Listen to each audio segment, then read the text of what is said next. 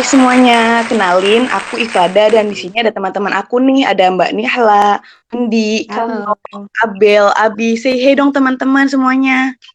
Halo. Hai. Halo. Halo. Kalian semua di sana. Gimana? Kalian gimana kabarnya semua di sana? Oh, baik. Alhamdulillah sehat. Alhamdulillah baik Kamu sekali. gimana? Alhamdulillah baik juga.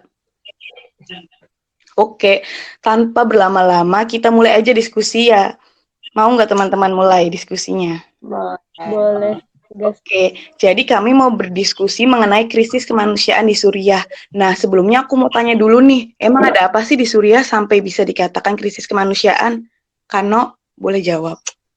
Oh, langsung karena ya. Jadi, aku ngejelasin kronologinya dulu. Jadi pada 11 Maret 2011, kelompok remaja itu menggambar slogan anti pemerintah di kota Dara. Nah, slogan itu tersebut ini berisi ajakan untuk mengguling rezim Bashar al-Assad. Nah, pemerintah Suriah tuh nanggepinnya tuh pakai kekerasan, nanggepin slogan kayak gitu. Iya. Nah, kepolisian di Suriah memenjarakan dan menyiksa seluruh pemuda yang dianggap terlibat dalam penyebaran slogan anti pemerintah. Tindakan represif kepolisian itu mengakibatkan aksi protes tambah meluas hingga kota-kota lain di Suriah gitu. Itu Nah, ya. apa tuh? Gimana tadi? Enggak, kenapa bisa dikatakan krisis kemanusiaan gitu? Jadi itu ini mengenai bebas berpendapat. Jadi masyarakat Suriah, khususnya para pemuda yang di sana, itu melakukan aksi protes.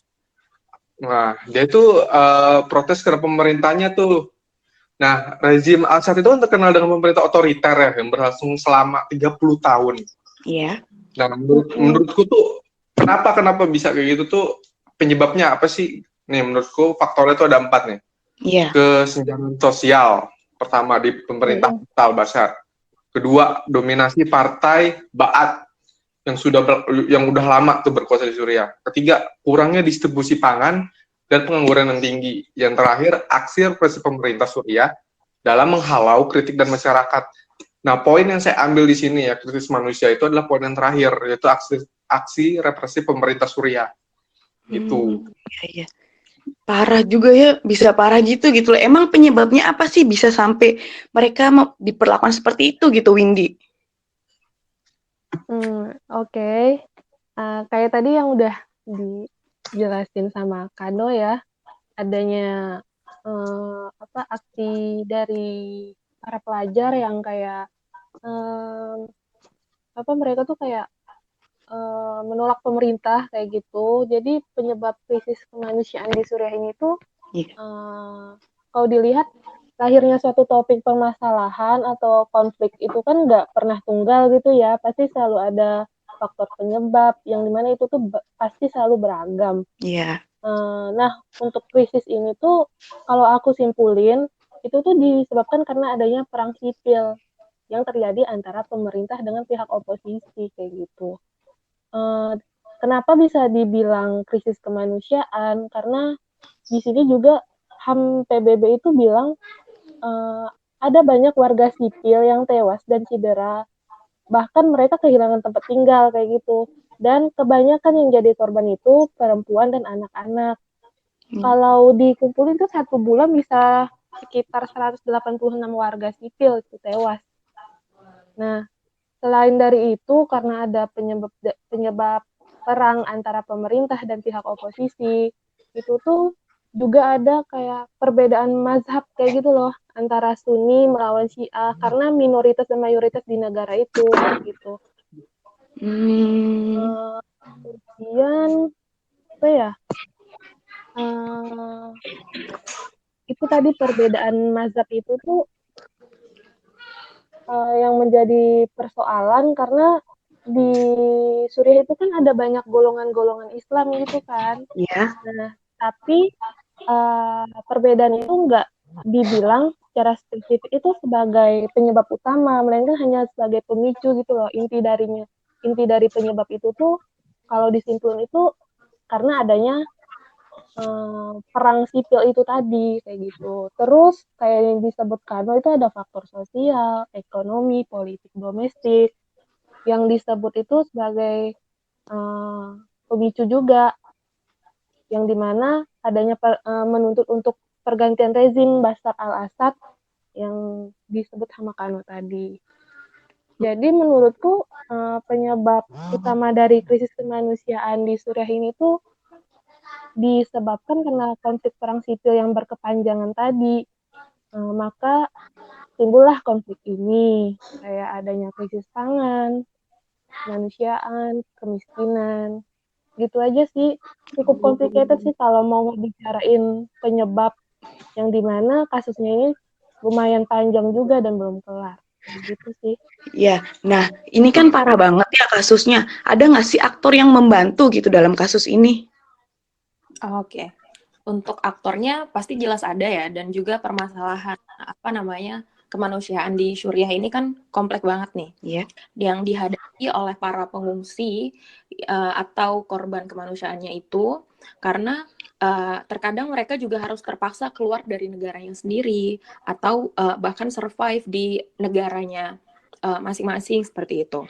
Nah, kasus tersebut ini membutuhkan banyak tenaga dan dana untuk penyediaan perlindungan dan bantuan kemanusiaan kepada para korban kemanusiaan ini. Nah, oleh karena itu, penanganan ini tidak bisa hanya dilakukan oleh satu lembaga saja atau suatu organisasi kemanusiaan saja. Contohnya biasanya yang menangani kasus kemanusiaan itu dari UNHCR. Nah, maka dari itu UNHCR ini memberikan bantuan perlindungan dan bantuan kepada para korban kemanusiaan ini bekerja sama dengan organisasi-organisasi internasional lainnya, sehingga beban yang dipikul adanya masalah ini itu dapat lebih ringan seperti itu. Nah, terdapat beberapa organisasi internasional maupun regional yang terlibat secara aktif bekerja sama dengan UNHCR dalam memberikan perlindungan dan bantuan kemanusiaan bagi para korban konflik Suriah ini.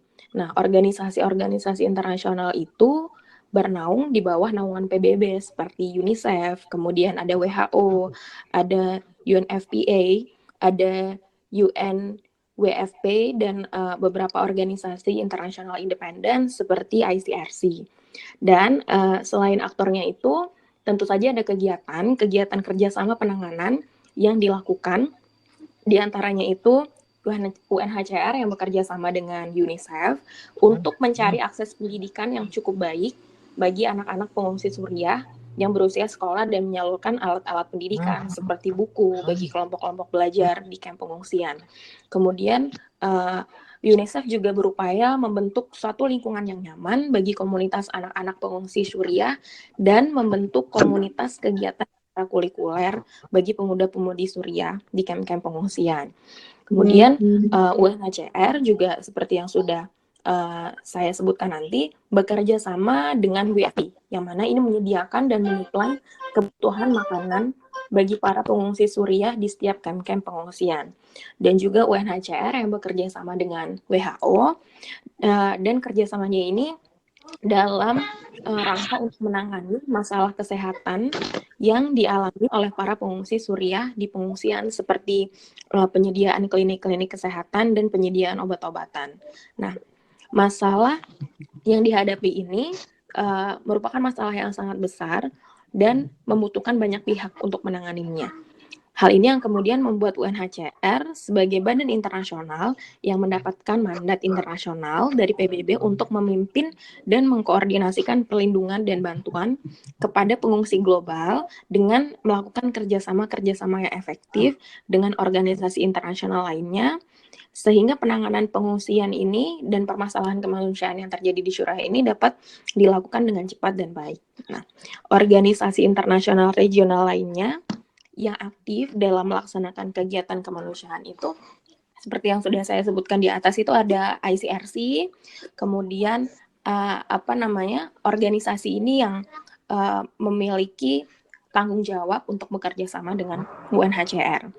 Dan kerjasama dengan organisasi internasional ini penting untuk dilakukan mengingat banyaknya korban kemanusiaan yang harus dibantu sehingga diharapkan bisa terdapat pemerataan dalam pemberian perlindungan dan bantuan kemanusiaan bagi semua korban kemanusiaan Suriah.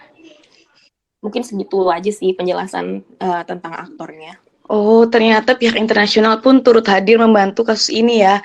Nah, aku mau tambahin ya, jadi intinya konflik Suriah itu salah satu fenomena Arab Spring yang terjadi di kawasan Timur Tengah. Arab Spring merupakan gelombang revolusi berupa aksi demonstrasi dan protes yang dilakukan oleh rakyat sipil.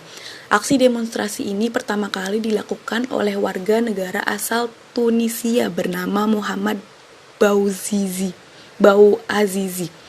Bouazizi adalah seorang yang melakukan aksi bakar dari sebagai tindakan bentuk protes kepada pejabat Tunisia.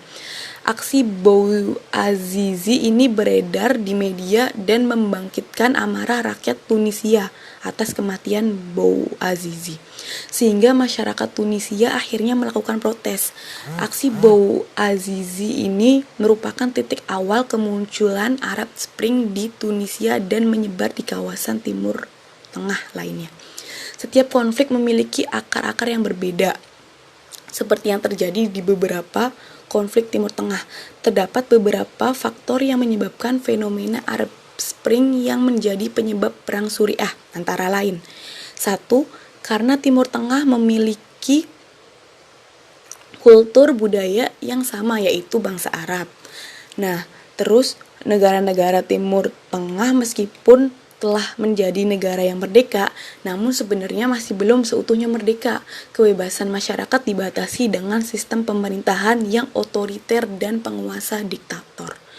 Berawal dari ketidakpuasan rakyat terhadap pemerintah Bashar al-Assad, Bashar al-Assad adalah penerus rezim Assad sekaligus keturunan dari Hafiz al-Assad. Konflik ini ada akibatnya. Yang pertama, kesenjangan sosial pada masa pemerintahan Bashar al-Assad, dominasi Partai Ba'ath yang sudah lama berkuasa di Suriah, dan kurangnya distribusi pangan dan tingkat pengangguran yang tinggi. Ada juga aksi represif pemerintah Suriah dalam menghalau kritik dari masyarakat. Konflik Suriah yang berlangsung selama kurang lebih 8 tahun menyebabkan dampak yang besar bagi masyarakat Suriah dan dunia internasional juga. Nah, beberapa dampak ini akan aku sebutkan. Jadi yang pertama, munculnya gerakan Islam radikal di beberapa negara dunia yang terhubung dengan ISIS. Lalu ada munculnya krisis sosial dan politik di kawasan Timur Tengah. Dan yang terakhir adanya perebutan kepentingan antara negara-negara besar di Suriah.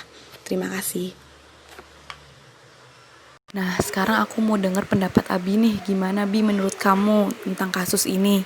Salah satu peristiwa yang hingga kini menjadi sorotan dunia adalah perang yang masih berkecamuk di Suriah.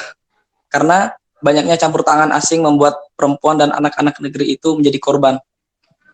Dan sudah berbagai cara diupayakan guna sembuhkan luka hingga trauma.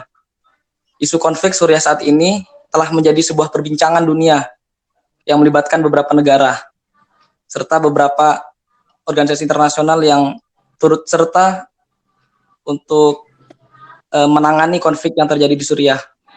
Penyebab dari konflik Suriah disebabkan oleh demonstrasi rakyat yang menuntut pengunduran diri dari Presiden Bashar al-Assad, serta penggulingan pemerintahnya dan mengakhiri 5 dekade pemerintahan dari Partai Ba'ath.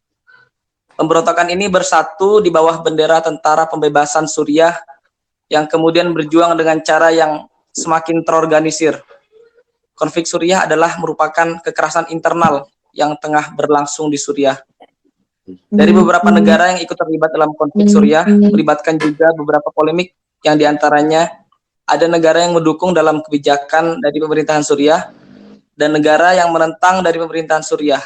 Bahkan ada juga yang menjudge bahwa pemerintah Suriah lah yang lalai dalam menangani keamanan internal yang tidak kondusif, serta menyebabkan konflik Suriah terjadi. Dari sinilah yang kemudian memunculkan konspirasi-konspirasi pemikiran bagi masyarakat luas yang sangat sulit untuk dimengerti dan dipahami.